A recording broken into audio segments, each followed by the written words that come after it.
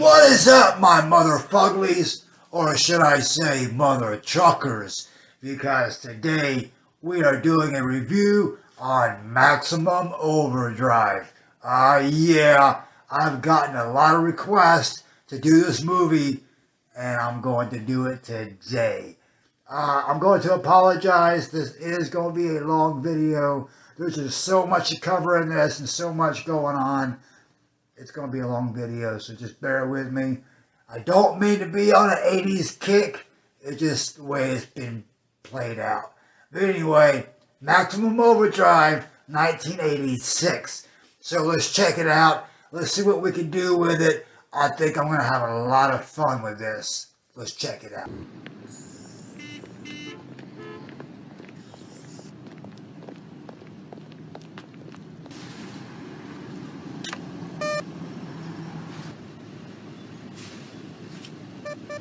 This machine just called me an ass. There's not many movies that I can talk about the opening scene being awesome. This is one of them. Let me set it up for you real quick. A comet runs by Earth, and then we're stuck in its tail for the next 8 days or so. But this crap that it's emitting is making the machines go crazy. And I guess it wants to kill people or whatever it wants to do. But the opening scene is, it shows a bank, and the digital marquee of it tells you the time, the temperature, and then it goes into fuck you, fuck you, fuck you. Fucking hilarious. I love it. I wish I could see that in real life. And then it shows a guy going up to an ATM, I guess to pull money out or whatever, and then the ATM calls him an asshole. Right? And then he's like looking at it all confused, and then it goes back to the screen showing asshole, asshole, asshole, asshole over and over and over and over. Which, by the way, if you didn't catch it, the guy at the ATM is Stephen King. Alright, let's keep watching and see what else we can pull from this. Check it out.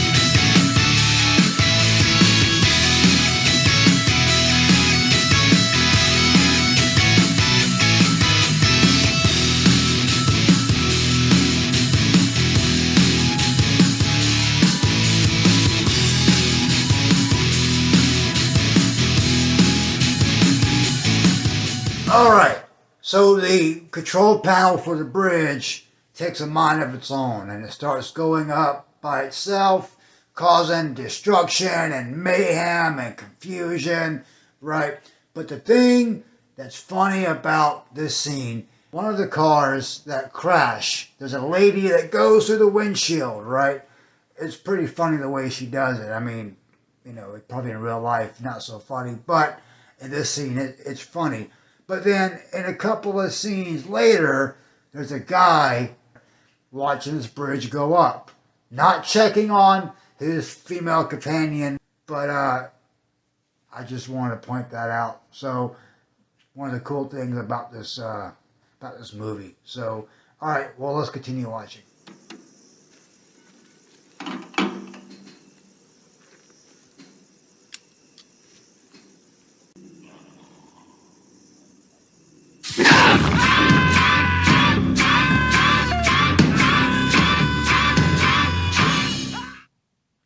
Really?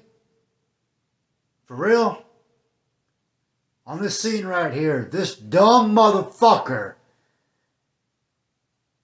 turns the nozzle to his face and pulls the trigger. What the fuck did you expect to happen? Nothing to come out or a little drizzle?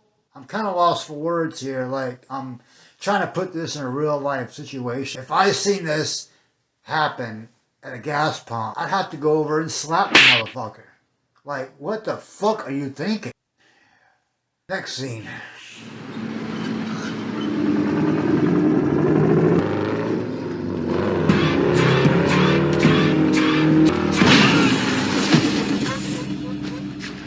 I am so glad to see this guy gone.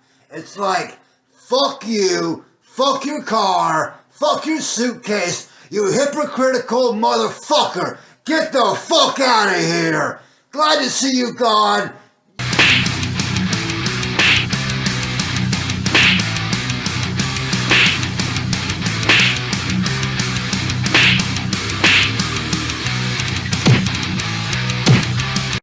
You a piece of shit, you fucking cockroach.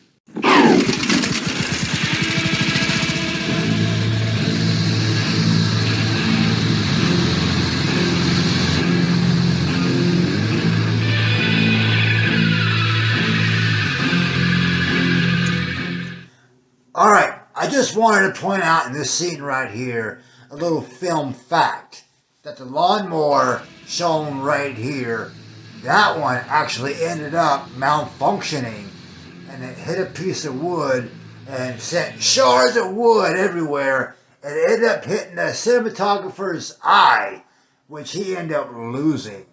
So be careful around heavy machinery when drinking, or so just be careful. All right. Cocaine? No sodas.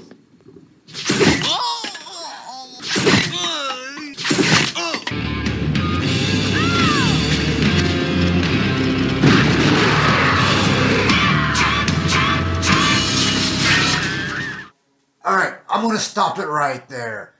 There's a couple of things in this scene that I just don't get. One, the coach is standing in front of the soda machine trying to get his soda out and he's, messing around with it, right? But then the thing starts going ape shit and it starts hurling these sodas at him.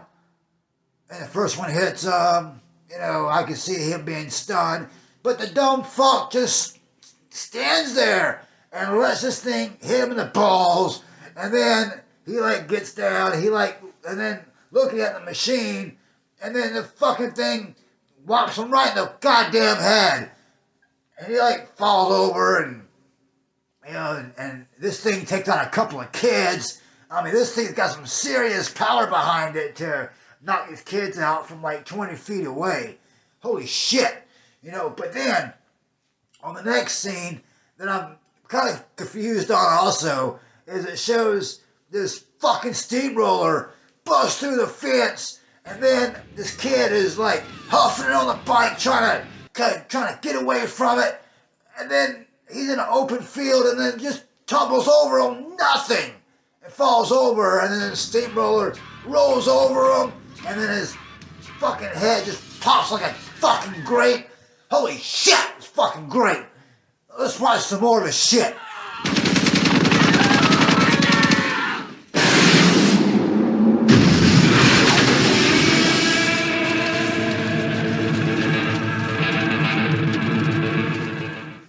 In this scene right here, here's another character I'm glad to see gone. She was going to end up getting everybody killed. She almost did. But my question is, what did Miller High Life do to her?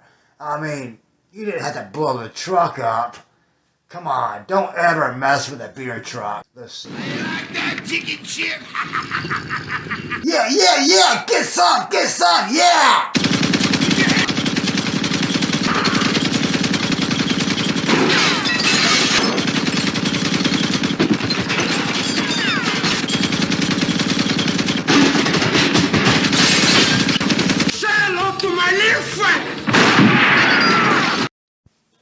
So, like I mentioned earlier on in the beginning, Stephen King does make an appearance in the beginning when the ATM is calling him an asshole. I love that scene. I mean, it's fucking funny, all right? And then another fun fact about this is that AC/DC actually did the entire soundtrack for this movie. All the little instrumental parts of this movie, they did that shit. So I think it sounds really good.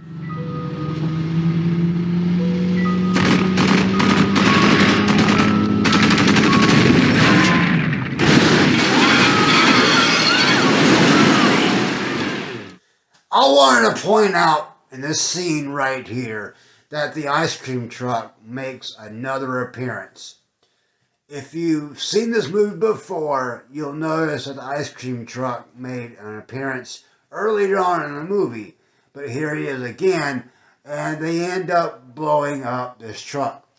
Now, my question is, I'm wondering if this is a reincarnation of the ice cream truck in the Twisted Metal series. I mean, you got this killer ice cream truck here, and then later on, years down the road, you've got the killer ice cream truck in that game series, which, by the way, is a badass game. You got to check it out when you can. Anyway, I just made that connection. Just let me know what you think. Leave it in the comment section. All right, we're going to move on. Adios, motherfucker!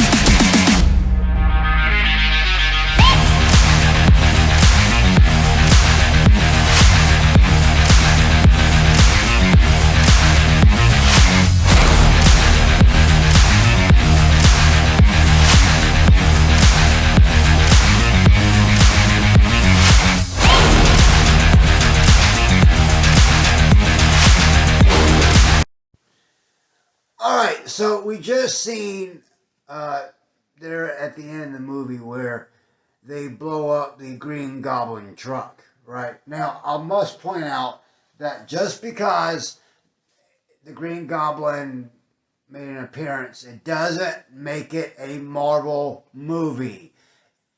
I want to make that very clear, that they just happened to use the Green Goblin as a evil character for the main villain for the truck. That is it. There's no connection. There's no multiverse or nothing like that. Just, it is what it is. The Green Goblin looked cool on that truck, and that was it. They needed a face for the villain, and they picked a very good one, I think. Right? So, I want to talk about that throughout the whole movie when it first appeared, but I want to save that towards the end. But anyway, so they end up blowing up the truck. So, you know, it really wasn't that dramatic. I wish it would have been a little bit more, but you know, it is what it is. You know, it was still good, I think, but I think it could have been better. So, but the thing that gets me is the end story, that they throw in this UFO, that the Russians shot it down with a weather balloon that happened to have a nuke on it. What the fuck? You just ruined a good movie with that bullshit. Why would you do that? Why? All you had to say was that the comet trail passed Earth as predicted, and the survivors they survived. Why would you throw in the whole UFO thing that had nothing to do with the movie whatsoever? You know what? Stay off the cocaine.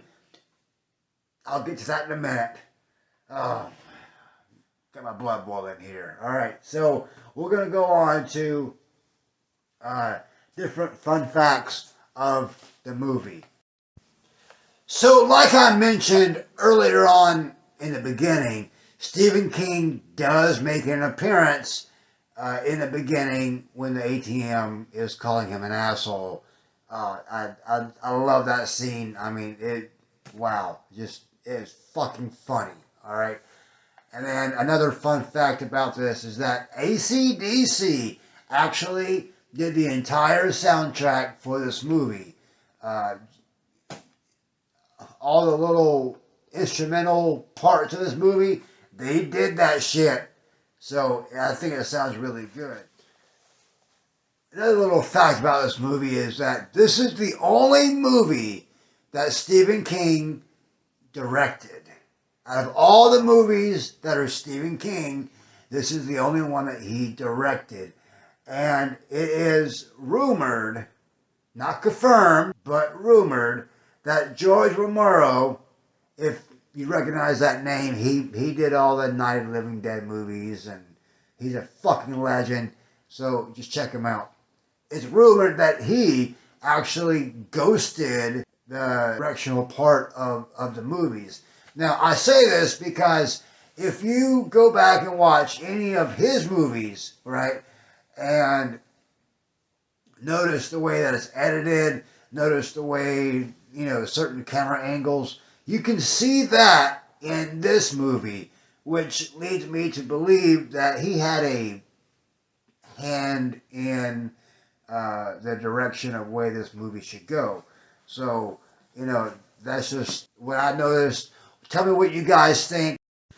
One of the reasons why George Romero allegedly directed this movie was because that Stephen King was coked out of his fucking mind. He was just sniffing, snorting. He was just a powder king. So he had to go and get some help for that shit, and George Romero stepped in. Allegedly, I'm not saying it's fact. I'm just saying that's just the story that's been going around. So, but, it was back in the 80s, so it could be pretty believable. So, all right. One of the last things I want to point out about this movie, it's not really about the actual movie itself. It's about the trailers for this movie, right? If there is unfortunately, a Halloween 3 connection to this movie, that if you watch the trailers for this movie, that you'll notice the background music is actually the Halloween 3 theme song. How weird is that, right? Here's another little tiny bonus. If you haven't figured it out already, that the annoying chick that just got married, if you recognize her voice, she actually is the voice actress of Lisa Simpson, if you didn't pick that up. But now you know if you didn't. All right, guys. Well, that's going to be it. This is Maximum Overdrive. Tell me what you think about it. Leave it in the comment section. You know the drill. Comment, like, subscribe. Let's make more movies like this. And I would like to see a remake of this one day. So let's see if we can get that push. All right, guys. Until next time, I'll see you later. Cheers, bitches. You a piece of shit, you fucking cockroach.